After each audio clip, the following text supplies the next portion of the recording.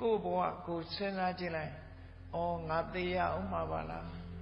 ငါလည်းတဖြည်းဖြည်းအိုမင်းလာပြီငါတနေ့ချက်သေရမှာပါလားလို့စဉ်းစားလိုက်တဲ့အခါမှာကြောက်ရွံ့လာစိတ်ထဲမှာတုန်လှုပ်လာ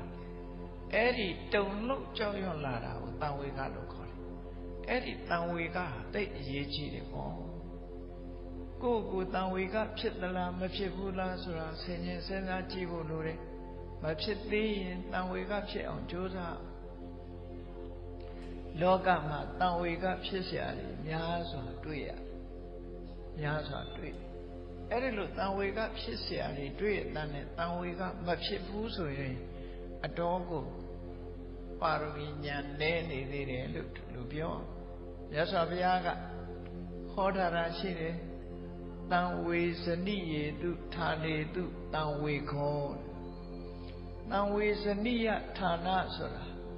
ထိတ်လန့်တုန်လှုပ်မှုကိုဖြစ်စေတတ်တဲ့အကြောင်းနဲ့စုံတဲ့အခါမှာတံဝေကဖြစ်ရမယ်ဘာတွေလဲထိတ်လန့်တုန်လှုပ်เสียအကြောင်းတွေကဆိုတော့ကိုပြန်စဉ်းစားကြည့်မွေးဖွားရတဲ့အခါမွေးဖွားလာရတာဟာကိုဟာလွယ်လွယ်ကူကူနဲ့မွေးဖွားလာတာမဟုတ်ဘူးမိခင်ဝမ်းထဲမှာပြန်စဉ်းစားလိုက်လို့ရှင်တွေ့တယ်မိခင်ဝမ်းထဲမှာ6 လလွယ်10 လဖွားဆိုတာလို့မိခင်ဝမ်းထဲမှာလာချီပြီးတော့နေကြရတယ်အဲ့ဒီလာချီနေပြီးတော့မွေးတဲ့အခါမှာလည်းပဲခဲရင်ပင်ပန်းနဲ့မိခင်ကမွေးဖွားပေးကြတယ်တော့မွေးဖွားခြင်းကြောင့်ဖြစ်ပေါ်လာတဲ့ဆင်းရဲဒုက္ခတွေများစွာရှိတချို့ကတော့